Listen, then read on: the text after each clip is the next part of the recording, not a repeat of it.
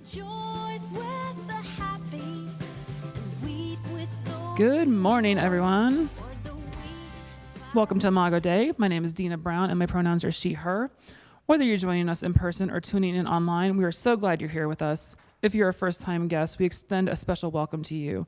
We'd love the chance to get to know you better. There are visitor cards in the pews if you would like more information about Imago Day or need someone to talk to. You can place those in one of the two boxes on the back that say offering. We also have first-time visitor gifts on the table out front, so be sure to grab one of those. Something that you should know about Imago Day is that we believe everyone is created in the image of God, the Imago Day. We strive for equality across the spectrums of gender, LGBTQIA+, and race, and how they intersect. As we join in worship together today, will you please stand if you are able and sing. Good morning. Welcome. My name is Sarah. My pronouns are she, her. We are excited this morning. We have started into a series on the women of the Bible. Today we will be navigating Sarah, not biased at all. But please join us in singing. We're going to go through a little journey. There's space and time this morning. This first one is God Who Calls Us to a Journey. It should sound familiar to the same tune as Come Thou Fount.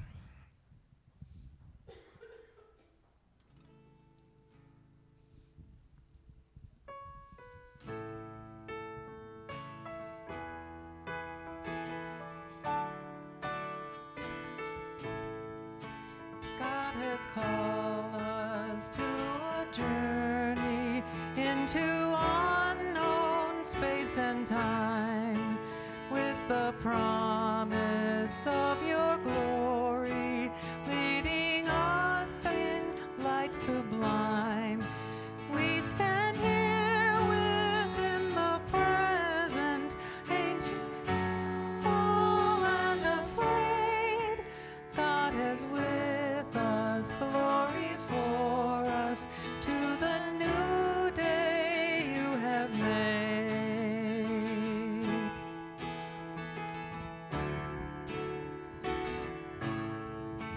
Just as Abraham and Sarah journeyed to a land unknown, in obedience to a summons from your vast eternal throne, setting forth with faith victorious, listening always to your voice, they became a mighty nation, in whom all of us rejoice.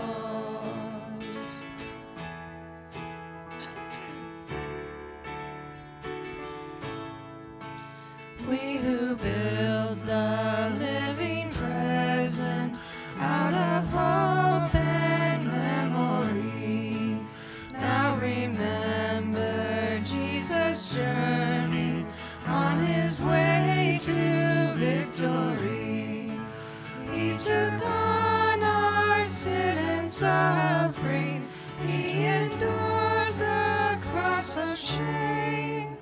He will reign as Lord triumphant, Christ the victor, praise his name.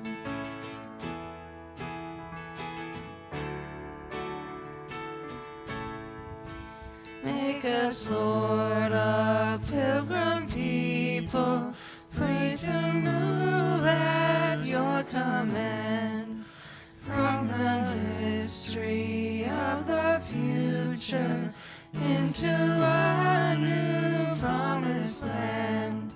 Send the fire and cloud before us, be the guide along our way, till the moon lies before us, sparkling in the bright new day.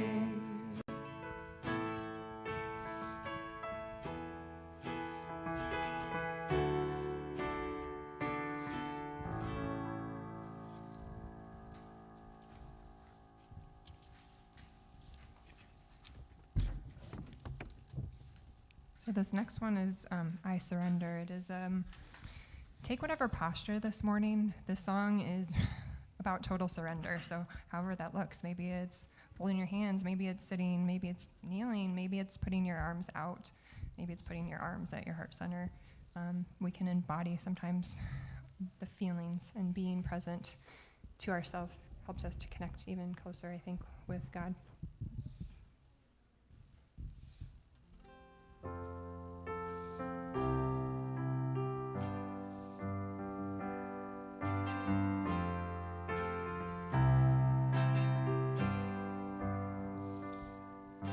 The riches of this world will fade.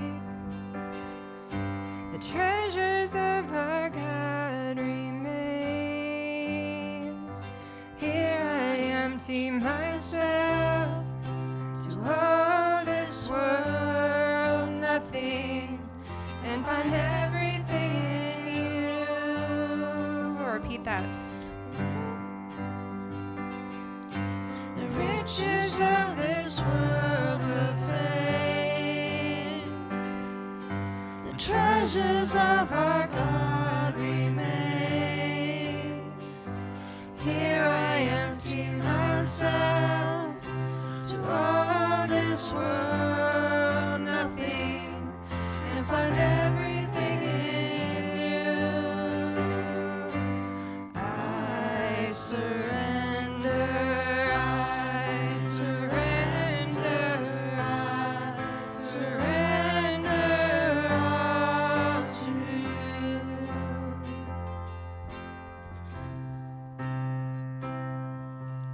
Take my life a sacrifice. In you alone I'm satisfied. Here I empty myself to all this world, nothing, and find everything in you. Oh, everything in you. I surrender, I surrender all to you. Not my will, but yours be done. Not my strength, but yours alone. Nothing else but you, oh Lord. Not my will, but yours be done. Not my strength, but yours alone. Nothing else but you, oh Lord. I find everything in you. I surrender, I surrender, I surrender all to you. I surrender, I surrender, I surrender all to you.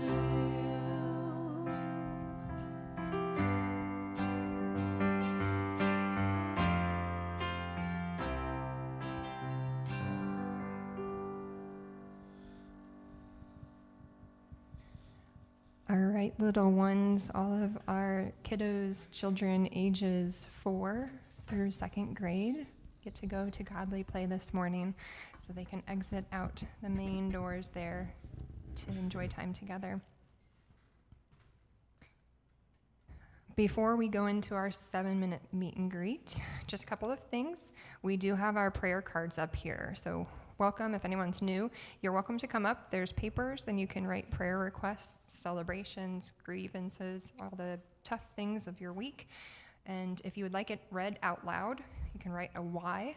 If you would not like it read out loud, an N, and that will go to our prayer team for prayer that they do. So we're going to go into a time of 7 minutes of meet and greet. You can grab coffee, tea, give someone a hug with consent, say hi to someone new, and we do have our guest speaker this morning, Melinda. We'll say prayers for Melinda. She's recovering from a dental procedure. So this is Seth. So if anyone wants to say hi to Seth again, he's been here, but he's back again. So we'll go into our 7 minutes, and then I'll bring you back into one last song.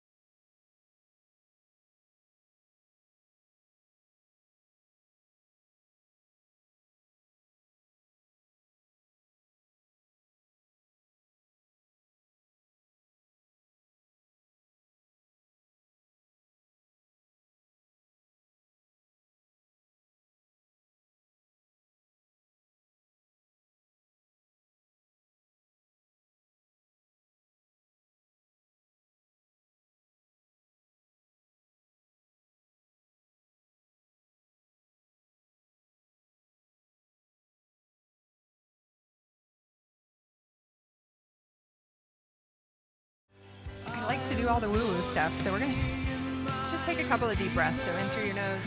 Bring it out. Sound is exhale out.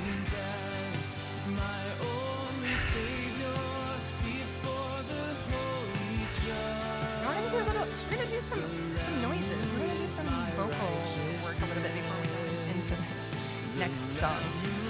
So I got to lead this beautiful sound last week and incorporated a little bit of sound work with it. So what this is just connecting with yourself. It's connecting with you, connecting with sounds within your body.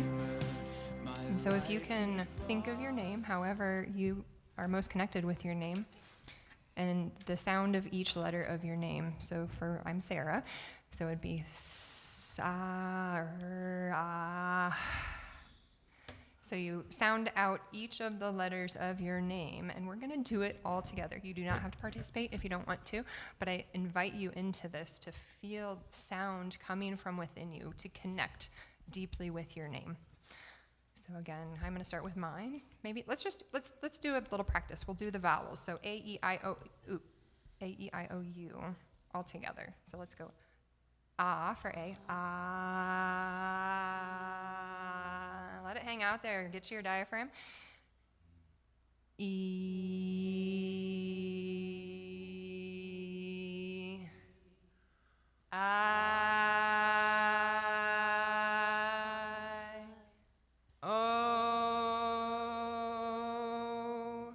Let's go ooh. Ooh for you.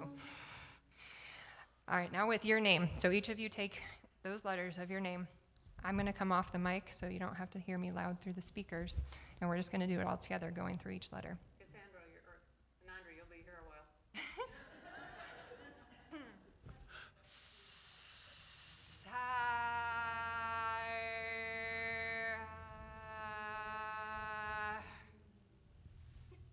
Let's do it 3 times.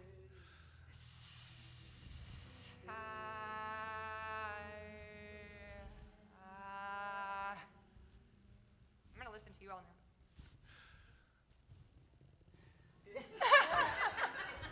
Who's going to be brave? I know it's brave. Is it awkward? I'm going to be real awkward. Do a consonant. How do you do a consonant?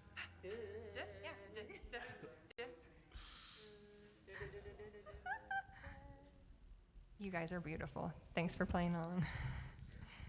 Try it out. Try it in your car. And then say your whole name. So it might sound different. And you might resonate with a way that it sounds versus a way that you have always said it. Like when I say Sarah, it sounds really nasally and up here. And I came across, for me, Sarah feels more whole and embodied. So play around with your name this week. All right. Next song we're going to go into, you're welcome to stay seated. It is a new song. It is kind of a one-off song. It is specific to the story of Sarah and Abraham.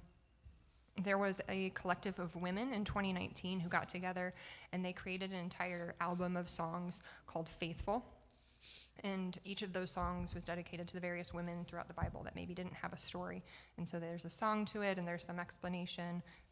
You can find them on YouTube. I've shared them on the Imago website this week. But this one is called At This Very Time.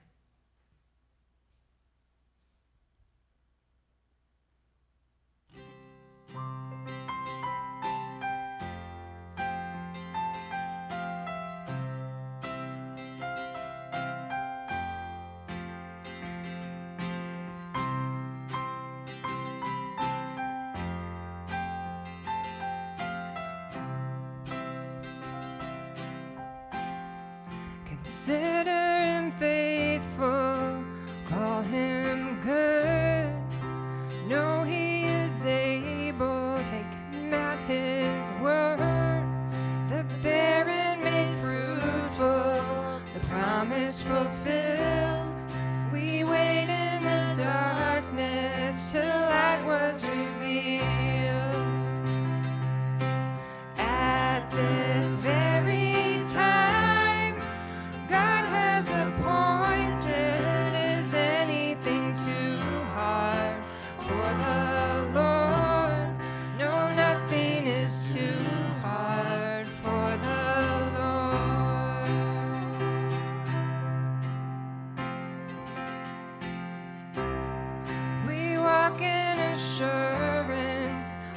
we can't see. We long for the city that has yet to be. Our God is a shelter, our help and our stay. We rest in his arms and his unchanging grace.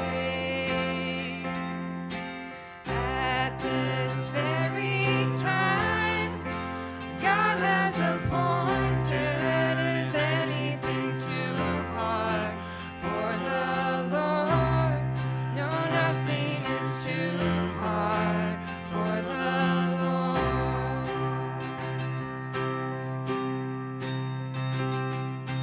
Count the stars, see the evidence, trace the lines of his providence.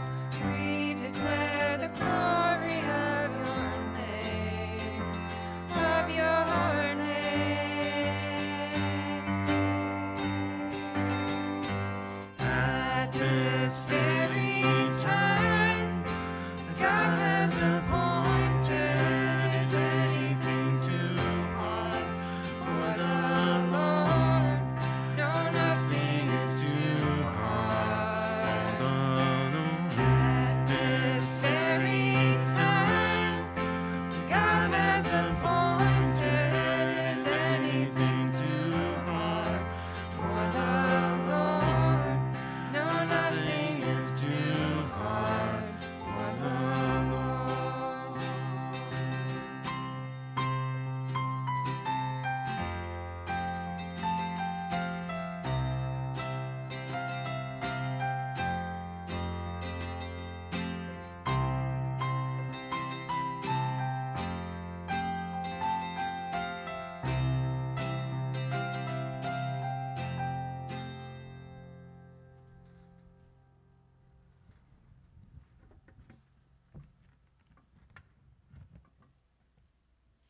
All right, announcements. We have breakfast after the service. It is the donuts and coffee and just, socializing afterward, just right out here outside the doors. After that, we have Sunday school for adult, children, and youth classes today. I don't have the book that it was, Brian. It's Whiting of God's Mercy. It's like chapters 12 through 14, I think. Yeah. Yeah, I haven't read it. I'm going. It's a good discussion. For those who it concerns, resource team meeting also is today after service. And then Hot Mess Sisters has also started back up, and it is Thursdays at 6:30. Okay.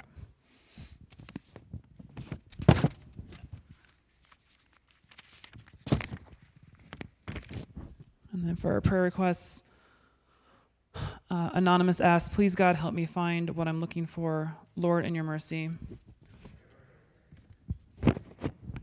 Holly Peterson asks for prayers that management will support her appropriately while facing a hostile coworker. Lord, in your mercy. Someone asks for help from God for all of us. Lord, in your mercy. Sue and Louis Ingersoll ask for prayers for their granddaughter, Tiara, is overdue to have her first child. She would appreciate prayer. Lord, in your mercy.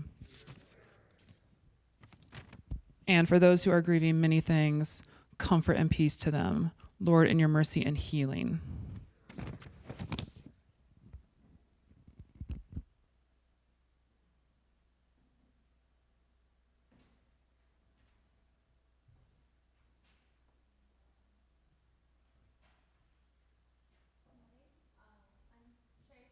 My pronouns are she, her, and the scripture this morning is from Genesis 21, 1 through 7 in the New International Version.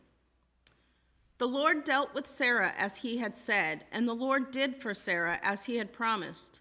Sarah conceived and bore Abraham a son in his old age, at the time of which God had spoken to him. Abraham gave the name Isaac to his son, who Sarah bore him. And Abraham circumcised his son Isaac when he was 8 days old, as God had commanded him. Abraham was 100 years old when his son Isaac was born to him.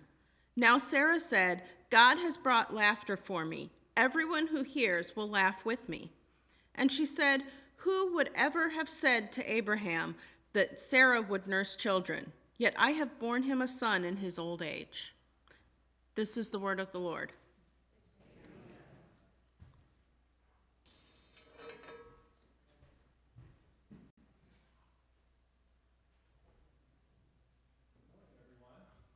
Good morning. Hi. I think we're going to pass some microphones around the room, and if you have any thoughts about that passage, raise a hand and share what's on your mind.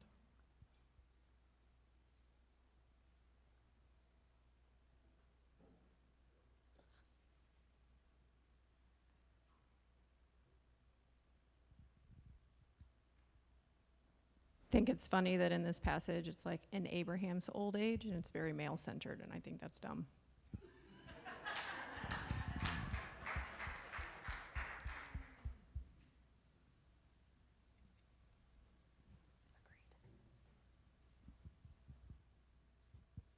And my question was going to be, does it ever say how old Sarah is? I think 90. Was she up there too, or Yeah. did he marry a child bride? Or I think it does somewhere else. I do think it says like 90. oh, because it says who would have thought, but it doesn't really say. Yeah, that's up there. Okay.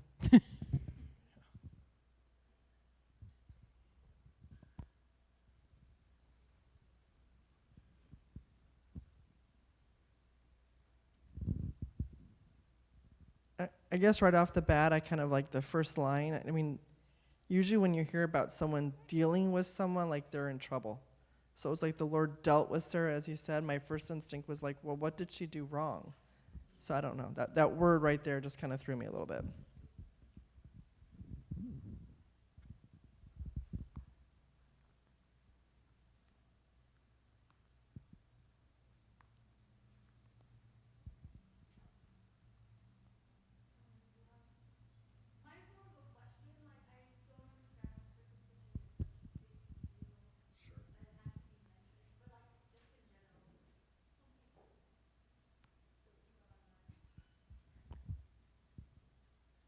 Can I speak to that? Did we do that? Okay.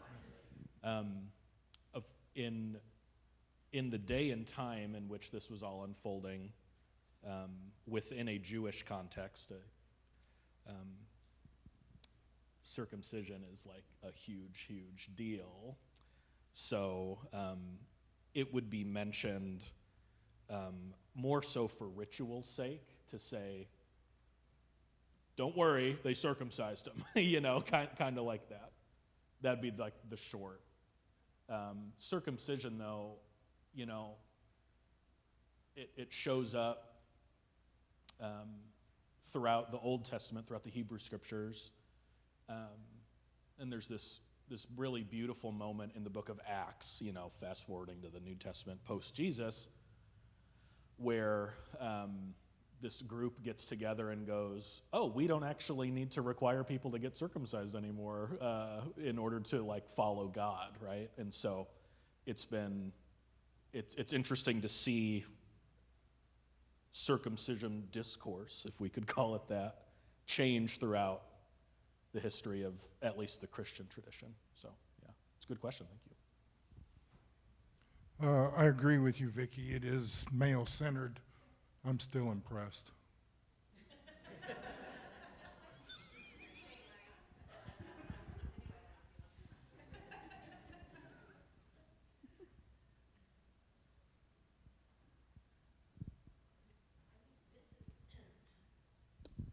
Probably not particularly deep or, Bible-centered, but the first thing that stuck out to me a little bit was somewhat of the absurdity. I mean, what was it at this age, at 90 and 100, did these folks need a baby? I mean, I hate to be the moron in the group, but it's like, and she was able to nurse this baby? we all know what happens to the female body after even a certain age. That's what we were talking about earlier. It's like, so apparently they had been childless all this time, right? I don't know. It's like Pretty much. Lots of hands in this direction. Getting my cardio this morning. Yeah, no, I just want to say you're not alone, and that's not at all a silly thing. And another part of this passage, Sarah laughs at the angel that tells her she's pregnant. Like, laughs at him. He's an angel. And she's like, what? And so, like, it's not ridiculous to say, like, what is the point? Because Sarah said it, and it was her body and her baby. So I just want to confirm, like, you're not off to say that because she mocked an angel when he told her. Yeah, so when she laughed at the angel, but then yet her son is named Laughter, like Isaac means laughter. And so I was just curious, is there a change in that type of laughter? To me, the laughter to the angel seems very like a sarcastic, this is impossible. I've been in this like deep despair and what? And then Isaac, perhaps more of a joyful, like fully present laughter. So I was thinking about the age thing. Isn't there like a curve on age back then? Didn't people live to like 200 to 300, 400? So maybe they were like really in their 20s. According to the English translation of our Bibles, yes. Yeah, and who knows, right? But Seth in the Bible, Seth, like over 600 years. So my term life insurance policy needs to really...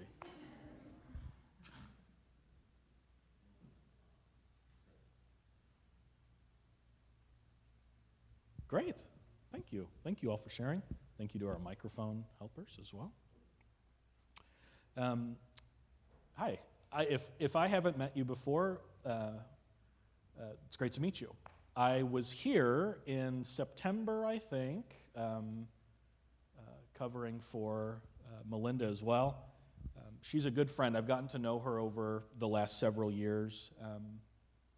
I shared this last time and about myself, but I have been in ministry in Peoria for about 8 years or so, and the church that I pastored worked pretty closely with some Imagoans with helping out our street fam, our neighbors who live outside and things like that. And so there's been some inroads over the years, and through that I've gotten to know some of you. Our church did close in August. We ran into some financial hardships that plenty of churches face, and it hit us harder and quicker because we were on the smaller side as far as our congregation and the number of people supporting us. So I get to, in light of that, get to help give my pastor friends a break when they need it. And so I'm able to fill in, and I'm really happy to be here. And I said this last time, I'll say it again. You got a really good pastor in Melinda, and she rocks. She rocks. And this morning, she's a chipmunk, right? She's had the... I got to poke fun at her. I don't know. I don't know if she's watching or not. I hope she's not. I hope she's sleeping. But, I kind of made a jab at her last time. I did a little southern accent last time, so got to keep it fun. So, the Old Testament. Throughout the Old Testament, the Hebrew Scriptures, we get these stories of faith. A lot of times I will encounter someone who might be newer to the Bible, and they'll ask, why even read the Old Testament? It has nothing to do with Jesus, even though it kind of does. And it's old, right? It's old. What we get one of the things of the many that we glean from these stories and these words is stories of faith. Looking at people like Abraham and Sarah, you've heard of Moses and so many others. Looking closely at these stories reveals to us who God is, and sometimes reveals to us who we are as well. And so today we want to learn a little bit more about what the story of Sarah can teach us about God, but also what the story of Sarah can teach us about us. If I can be specific and maybe synthesize Sarah's story, it's that when we consider Sarah, what it reveals is that God is looking for faith. God is looking for faith, not qualifications. I'll speak more to that in the minutes to come. What the story also reveals is that people have a way of getting hung up on their perceived qualifications or lack thereof. We see Sarah in some vulnerable moments, not only in the passage that was just read a moment ago, but in other chapters in Genesis, where we read about Sarah, get some words from Sarah as well. We learn that her own perception of herself at times brings a dynamic to her relationship and interaction with God. Maybe you can resonate with that as well, whatever you might consider to be a qualification that you might have or lack, depending on how you approach that. But what we also learn is that God isn't looking for the things that we often get hung up on. We often get hung up on the things that we do or don't have, the things that we believe in or struggle with. That's where we get tripped up. What God is looking for the whole time is more so just faith. How do we know this? Of course, in hindsight, we can look back at this story and go, we know what other examples of faith look like. Sarah looks like those examples. Therefore, we can assume Sarah a person of faith. Oral tradition is a thing. These words weren't written down in some instances for hundreds of years after these events took place. And we don't get a Bible, a canon, a 66-book thing until several hundred years after Jesus' life and ministry. And so for generations and generations and generations and generations, people are just talking. They're talking about these people. And you get to the New Testament, and there's a book there called Hebrews. And in Hebrews chapter 11, some of you might be familiar with this chapter where it's just about stories of faith. And the only way that people are making Hebrews chapter 11 is if people were talking about the people, sharing the stories of people in Hebrews chapter 11 for like thousands of years. And Sarah is in Hebrews chapter 11, referenced as a person of great faith. And so there's a couple of different ways that we know that when we're looking at Sarah, we're looking at a story about a person of faith that God interacts with and uses for great things, despite or in light of qualifications or whatever. So be encouraged this morning, if nothing else. So long as you remain a person of faith, of belief, of hope, that God maybe has already, certainly will, and is finding God's way to you.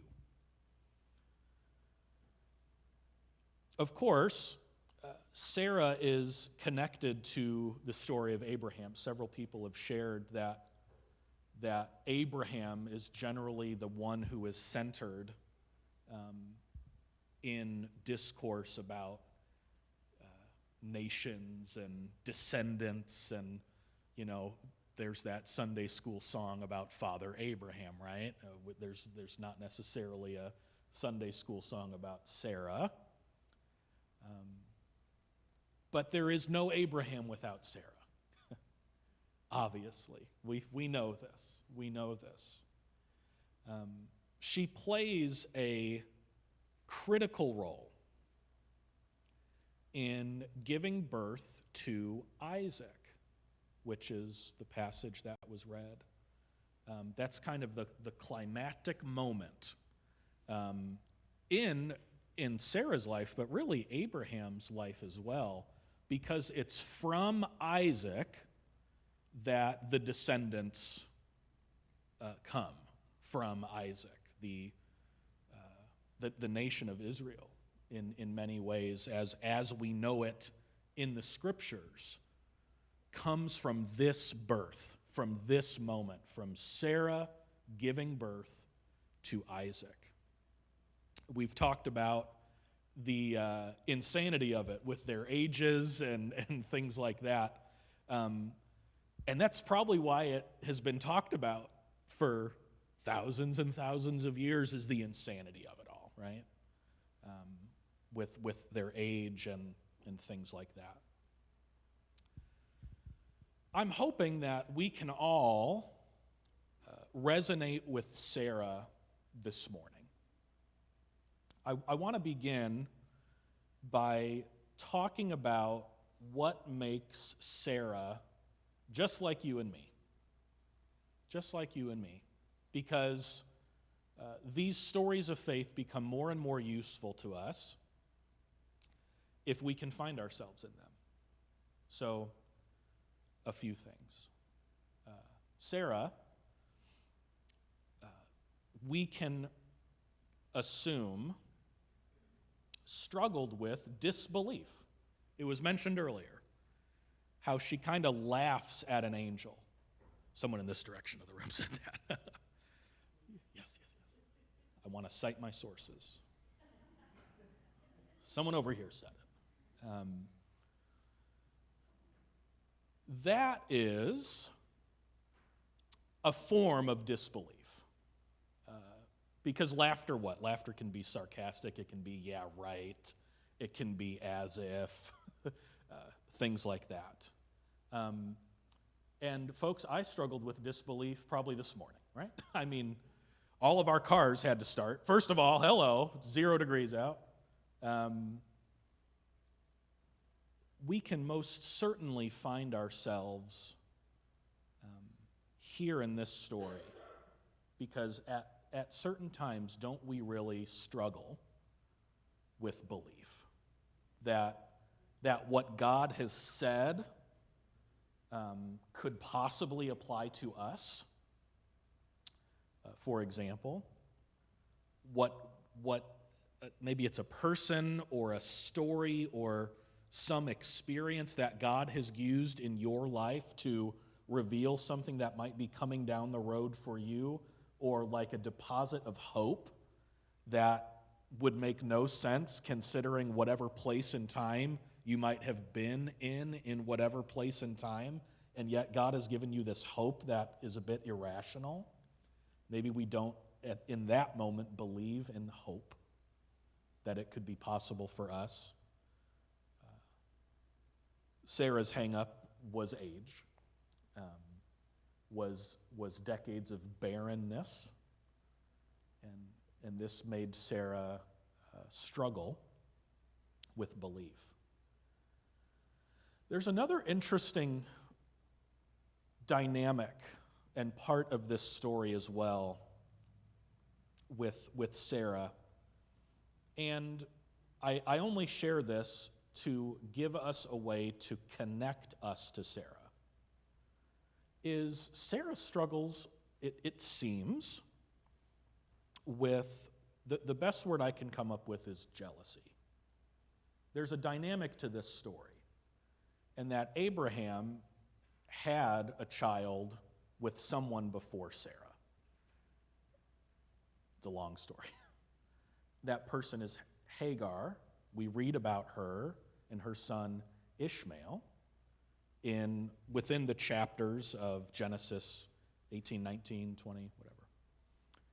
And we have reason to believe, in fact, if you were to read the verses that follow the passage that was read just a moment ago, you would read about Sarah wanting to send off Hagar and Ishmael.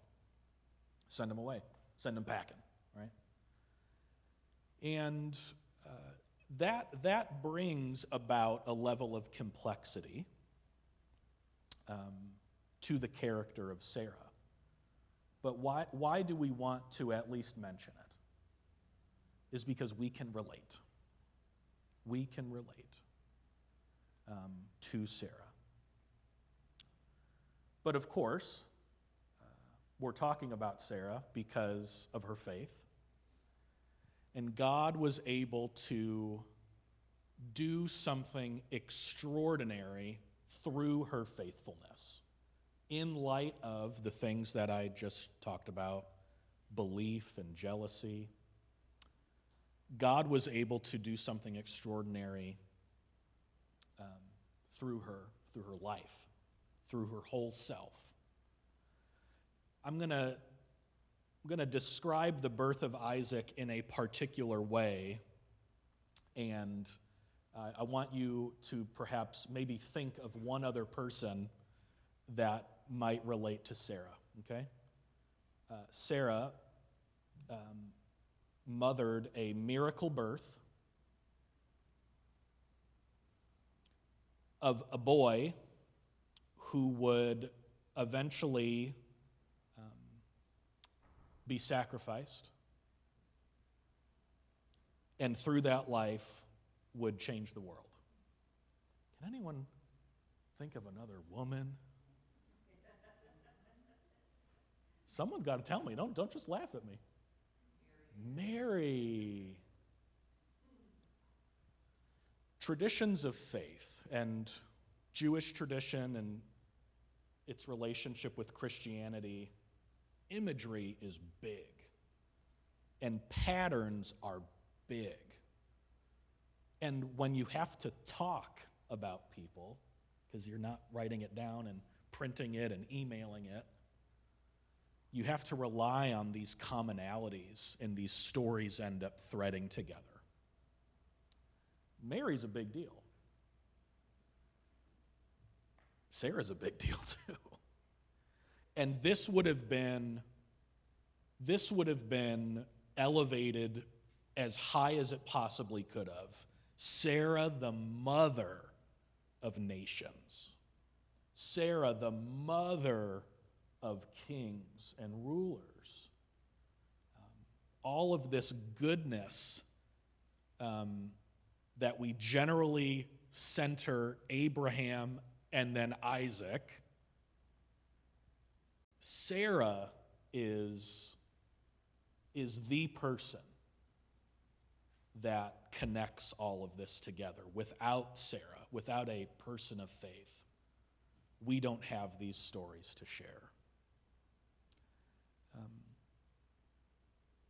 What I want us to consider is that we must locate our ordinary selves in God's love before anything extraordinary might take place.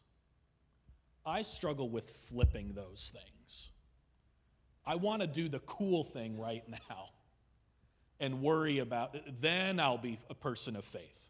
Well, if God can just do the really cool thing now, just part this sea in my life now, then I'll be faithful. The story of Sarah reminds us that we kind of need to become content in our ordinariness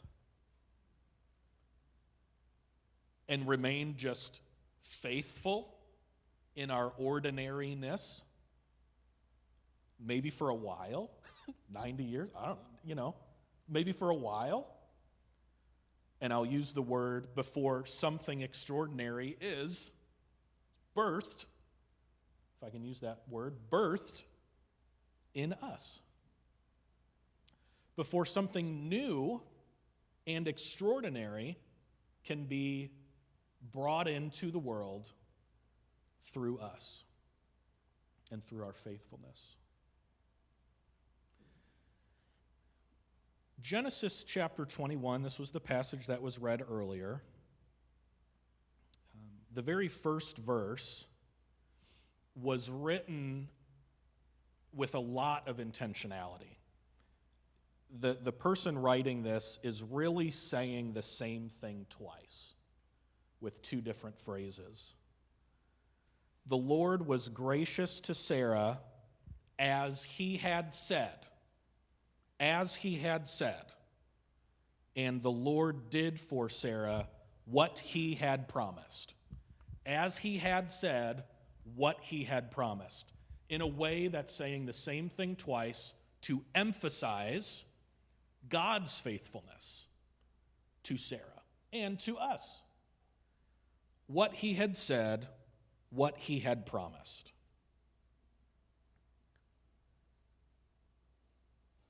Throughout the scriptures,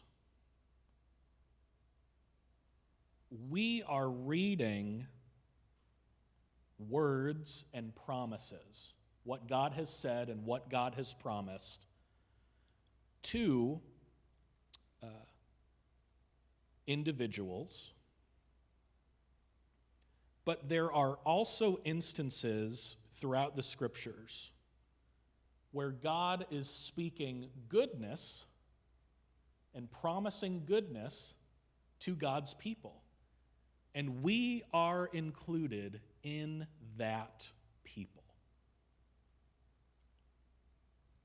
God said these things to these people thousands of years ago, and yet today we are included. What this means is that the goodness that God has spoken, even many, many generations ago, the promises that God has made with different peoples, this same goodness and these same promises, folks, I believe, we get swept up in that as well. The goodness and the promises of God are for us as well. You can look at the scriptures and you can kind of find yourself in the good or in the bad. And it's really easy and it's really tempting for the bad stuff to be the stuff that jumps off the page.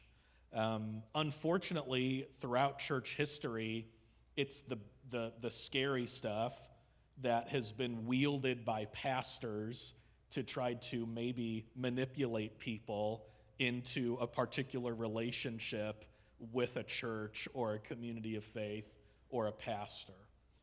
We have a way of elevating the bad stuff, but it's the good stuff that God wants to get through to us. The promises that God has made to us. In closing, I'd like to present maybe something that is catchy enough for you to remember, right? There's two ways, and I'm going to compare them against each other, and they're kind of similar, but they're different enough where it makes all the difference. Ways in which you could respond to the goodness of God, the goodness of God, the words of God, the promises of God that you can find as you study the scriptures, as you read books. That this gentleman's leading a book study about haze, right? The widening of God's mercy, correct? So reading books like this, you're becoming exposed to the goodness and the promises of God, right? And we read books like that so that it can be true for us as well. And maybe we learn something that no one's had the courage to say before. So there's two ways we can respond to the goodness of God. The first way is, nope, not me. Okay? Would anyone be bold enough to say they have been a nope, not me person at one point or another? Thank you. Yes. Nope, not me. How could that possibly apply to me? Now, what's beneath that? 1,000 things. Maybe it's feeling unworthy. Maybe it is that disbelief or that lack of trust, right? That can be informed for 1,000 different reasons. There's one of two ways. They're similar, but they're different enough. The first way is, nope, not me. The second way is, okay, we'll see. It's short, but it rhymes, right? It must be true if it rhymes. You can do nope, not me, or you can do what Sarah did. Okay, we'll see. And for me, that's the laughter piece of the story is, all right, we'll see about that, right? It's not this line in the sand. It's not this nope, not me. But it's like this, well, I'm 90. How on earth, right? What I would love for this community, I'll join you, is how many particular aspects of our life can we move from nope, not me, to okay, we'll see? I'm wondering if something's even coming to your mind right now that you go, oh man, I could probably afford to give some energy into just shifting this little part of my life from nope, not me, to okay, we'll see. And have a chuckle with it. And have a laugh. And maybe if something happens where you go, oh my goodness, it happened, then laugh about it, right? There's this Old Testament scholar named Walter Brueggemann. He says, laughter is a biblical way of receiving a newness which cannot be explained. Folks, would you be courageous enough to believe that God can actually do a good thing in your life? Yes, your life. Yes, even though you have those quirks that you have, right? We can fit in with Sarah just fine. What does it look like over the next several weeks, months, days, years, whatever, to become more content with our ordinariness? And that when we become exposed to a good, encouraging word from God, that we don't any longer say, nope, not me. But instead we say, okay, we'll see. Believe that the good stuff going on in the Bible, the good stuff going on in books like The Widening of God's Mercy, believe that it could be true for you and true for others as well. Lord, help us.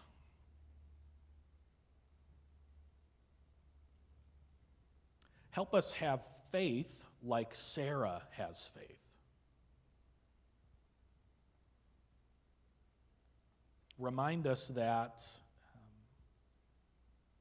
the task in front of us right now is to just become content with ourselves in your love, knowing that you love us regardless, that we have been created in your image. Give us the type of faith that no longer says, nope, not me, but a type of faith that when we hear a good word about God, when we read a good promise from God, that we believe that it's not too good to be true for us, but rather we can go, okay, we'll see. And Lord, in the days to come, give us eyes to see your goodness. In Jesus' name, amen.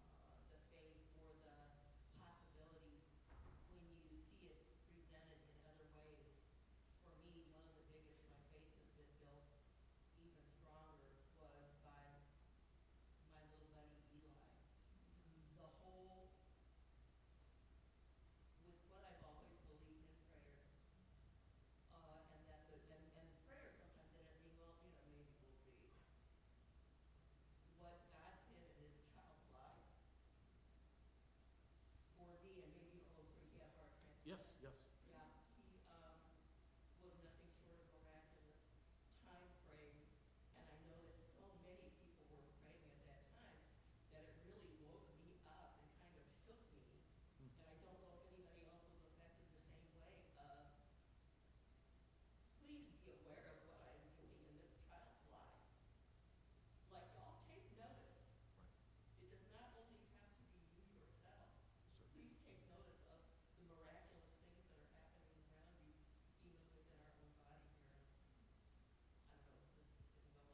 Thank you for sharing that.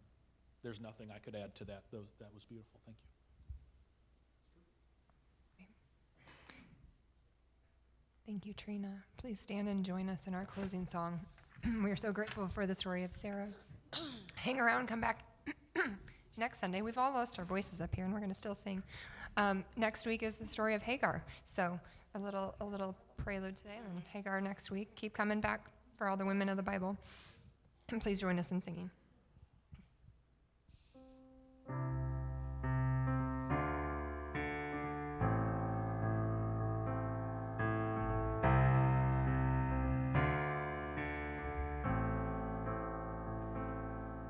I was blind, now I'm seeing in color. I was dead, now I'm living forever. I had failed, but you were my Redeemer. I've been blessed beyond all measure. I was lost, now I'm found by the shepherd. I've been changed from a ruin to a treasure. I've been given a hope and a future. I've been blessed beyond all measure. 'Cause I am counting every blessing, letting go and trusting when I cannot see. I am counting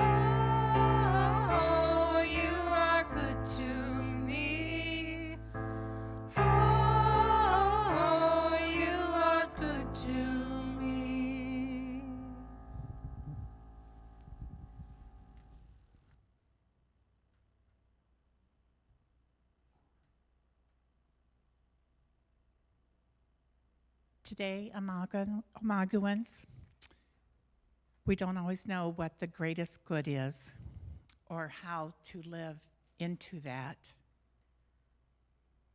We don't know the answers. We don't know our next steps sometimes. But we do know that you will be with us, and you will lead us, and you will direct us. So please just go in kindness and peace and go out into the world today.